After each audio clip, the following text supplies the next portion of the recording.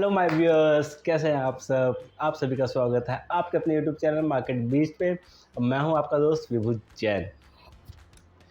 हमारी अपने एक वीडियो मैंने बनाया था सोवरेन गोल्ड बॉन्ड के ऊपर। उसके बाद मेरे कुछ दोस्तों ने मुझसे कुछ सवाल पूछे कि विभू, ये जो सोवरेन गोल्ड बॉन्ड्स होते हैं ये डिजिटल गोल्ड से किस तरीके से अलग होते हैं, डिजिटल गोल्ड फिजिकल गोल्ड इसमें क्या डिफरेंस है। कुछ इस तरह की क्वेरीज आई, तो मैंने सोचा कि क्यों ना एक वीडियो बना दिया जाए कि पूरे तरीके से इस पर क्लैरिटी दे दी जाए कि फिजिकल गोल्ड क्या होता है, डिजिटल गोल्ड क्या होता है और सोवरेन गोल्ड बॉन्ड क्या होता है, और इन सब में सबसे ज़्यादा मुझे सोवरेन गोल्ड बॉन्ड क्यों पसंद है, ऐसे क्या रीजंस हैं। रीजंस तो वो सारे मैं आपको अपने पिछले वीडियो सोवरेन गोल्ड बॉन्ड की वीडियो में बता चुका हूँ, तो आप हमारा वो वीडियो ज़रूर देखिएगा।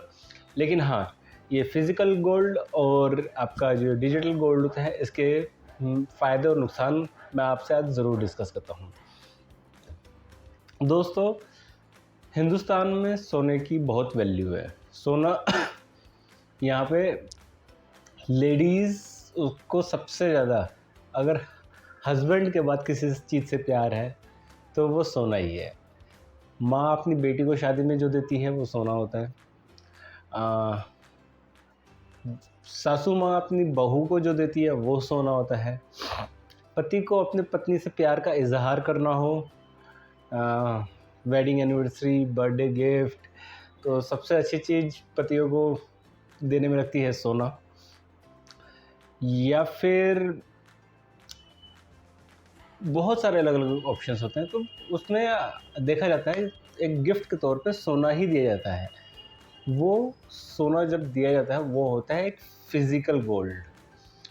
अगर हम गोल्ड आप अपनी ज्वेलरी की तरह रूप में यूज़ करना चाहते हैं तो वो एक अलग सेगमेंट चला जाता है, क्योंकि वो आपकी इन्वेस्टमेंट नहीं होती है। वो गोल्ड को आप यूज़ करेंगे फॉर द पर्सनल, अपने पर्सनल उसके लिए, यूसेज के लिए। एंड उस पे आपको इतने कुछ खास रिटर्न भी नहीं मिलेंगे, क्योंकि जब आप गोल्ड को बनवाएंगे उसकी मेकिंग चार्जेस, उसके बहुत तरह के उसमें चार्जेस लगेंगे, बहुत सारे कॉस्ट कटिंग्स होंगी। आफ्टर दैट वो गोल्ड आपको मिलता है, ज्वेलरी आपको बन के मिलती है, तो डेफिनेटली उसमें आपको इतने अच्छे रिटर्न्स नहीं मिल पाते हैं। लेकिन जैसे कि आपने गोल्ड खरीदा, गोल्ड बिस्किट, गोल्ड कॉइन, वो कोई आपकी ज्वेलरी नहीं है, लेकिन वो आपका एक इन्वेस्टमेंट पर्पज़ से हो गया। या फिर आप उसको गिफ्ट भी कर सकते हैं किसी को, गोल्ड कॉइन या gold biscuit according to your capacity, जो भी।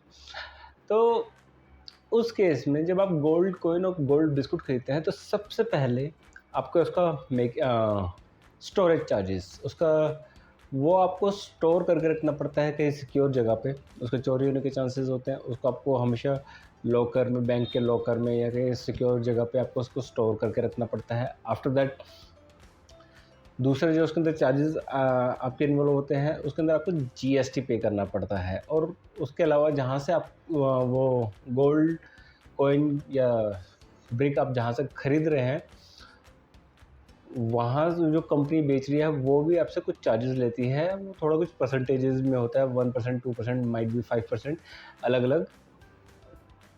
तो ये आपके चार्जेस होते हैं। तो इन शॉर्ट आपको वो भी, मतलब ओवरऑल जो आपकी गोल्ड की वैल्यू है उस पर 8 to 10% का आपका वहाँ पे भी डेंट पड़ जाता है, which is not a good deal at all. तो इसी वजह से मैं फिज़िकल गोल्ड को पसंद नहीं करता हूँ। इसके बाद एक और ऑप्शन आता है डिजिटल गोल्ड का। डिजिटल गोल्ड में क्या होता है, आप जैसे पेटीएम पे, फ़ोनपे पे या बहुत सारे अलग अलग ऐप्स हैं, डिजिटली गोल्ड ख़रीद लेते हैं। तो दोस्तों, वो भी एक अच्छा सौदा नहीं है।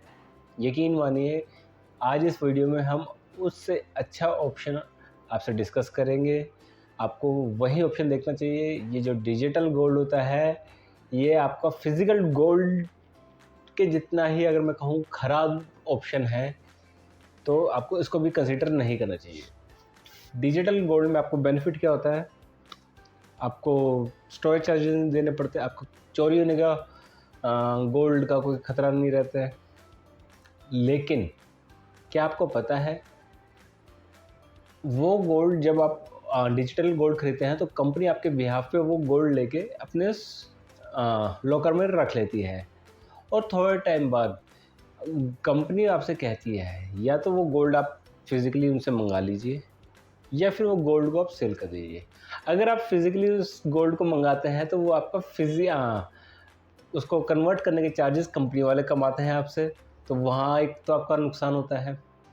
दूसरी चीज़, आपको गोल्ड मंगाते हैं तो आपको उसे अपने पास स्टोर करना पड़ेगा, तो ये और बड़ा नुकसान हो गया आपका, क्योंकि आपने तो कन्वर्ट करने के चार्जेस पहले भी दिए, नाउ अब आप उस गोल्ड को स्टोर करने के चार्जेस आप दे रहे हैं, ये आपके लिए एक नुकसान। अगर आप उस गोल्ड को सेल करते हैं तो उसके ऊपर आपको कैपिटल गेन का टैक्सेस देने पड़ जाएंगे, और आप उस गोल्ड को नहीं बेचना चाहते हैं, अभी आपको नहीं उसकी इच्छा है, तो वो एक अलग बात चली जाती है। तो ये एक डिसएडवांटेज होता है डिजिटल गोल्ड का।